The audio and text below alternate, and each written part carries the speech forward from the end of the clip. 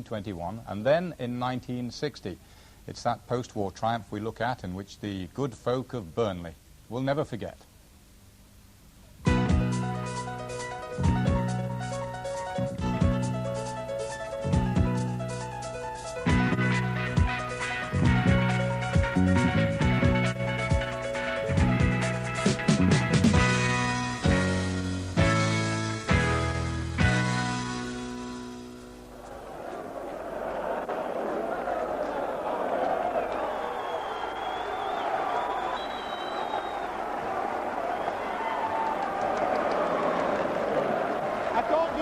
It's absolutely fantastic.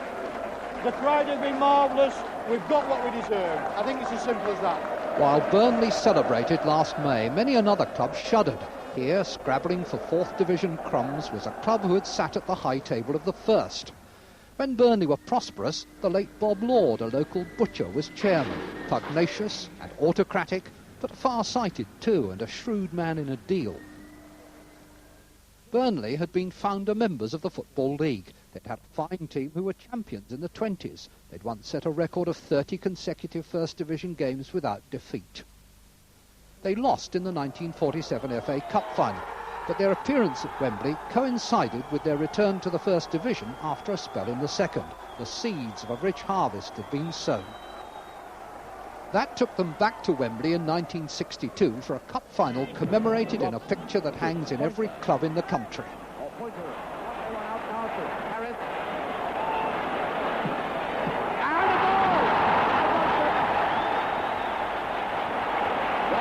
After 50 minutes. Burnley were runners-up that season, as they were in the First Division. But to be so close to the double showed how well Bob Lord had succeeded in making his club a power in the land.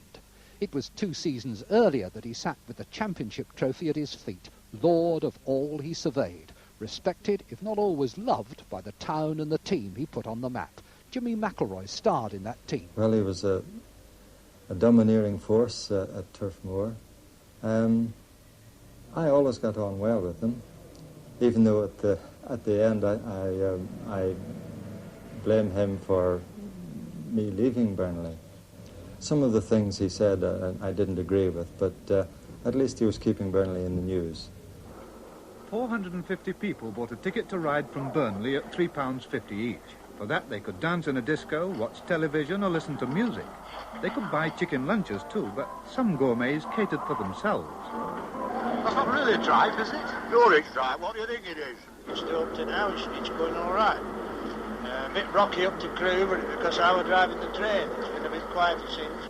The other architect of Burnley's championship team was Harry Potts, then the manager, still a close friend of present manager Brian Miller, who was a powerful wing half in the 60s team.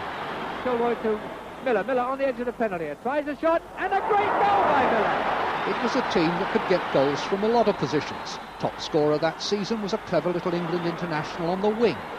The throw in there, flicked inside by Pointer. Pilkington onto it, hooks it hard back across the goal. It's Connelly. Can he get it in? And it is it, yes. John Connelly was a very, very good winger. He was fast, direct. He could go down the wing, cross balls. He could go up to the full-back and cut inside and hit balls with his left foot. And, you know, that's how John got a lot of his goals, by cutting inside from a flank position and hitting the ball in the far corner with his left leg. He was a very, very good player and a very dangerous player. He was a very big asset to the club. Ray Pointer, now a coach at Bury, was the centre-forward, a brave, instinctive scorer who also played for England later on. And there's a chance, and there's a great goal. A great goal by Ray Pointer. He used to do a tremendous amount of work. You could put balls through any corner flag and Ray would run after and chase them, harry the defenders, you know, just to give you a rest at his period during the game. I say when you play with players like Jimmy McElroy, you learn a lot right early. He talks to you, tells you what he wants, and you respond. And with the young lads we had at that time around him and around Jimmy Adamson and the older players, we just fit in as a team. McIlroy whipped out to Pilkington at centre, just nods it down there. And it's Pointer, a wonderful piece of anticipation by Pointer. A brilliant piece of anticipation, but a good piece of goalkeeping there by Greg, and it's a wonderful goal, a wonderful wonderful goal. Jimmy McIlroy was the best player I have known at Burnley Football Club. He was a tremendous player. He used to be a very, very good dribbler, very good passer of the ball, and as I said, I think he was the best player I have ever seen in a claret and blue shirt. Not least of Burnley's skills was to find promising youngsters and make them outstanding players. Harry Potts deserves a lot of the credit for that. I always used to say, players you never played before, play well. I think that got them in a good atmosphere. I always used to say, you know, get a smile in your boots as well as on your face and go and give 100%. They always did. Men like Jimmy Adamson from the North East, where Burnley found so much raw talent. Men like Brian Pilkington, whom they found on their own doorstep playing for Leyland Motors.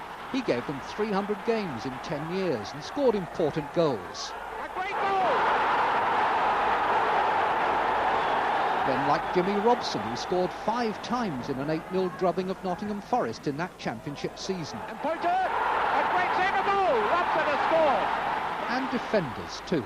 Centre-half Tommy Cummins, another from the North East. John Angus from Northumberland, the right back.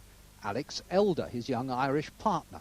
And in goal, Adam Blacklaw, a big, craggy Scot. When we used to go away overnight stays, I used to be Adam's roommate, and yes, he was very, very good, and I don't think many centre-forwards relish the fact of going in and challenging there. I think he'd come on second best every time, but he was a very, very good keeper.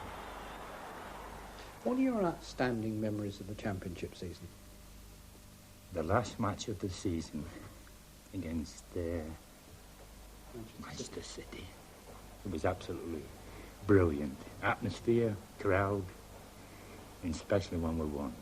65,000 were at Main Road on a Monday night for the only game left in the season. Manchester City in the days of Law and Troutman were hard to beat. But Trevor Meredith, recently promoted from Burnley's reserves, scored the winning goal. Burnley, who had not led the table all season, had made an impeccably timed late run to steal the championship. The team that Bob Lord dreamed of and Harry Potts built and Jimmy McIlroy inspired went back from Main Road, up the valley and over the hill to meet their people.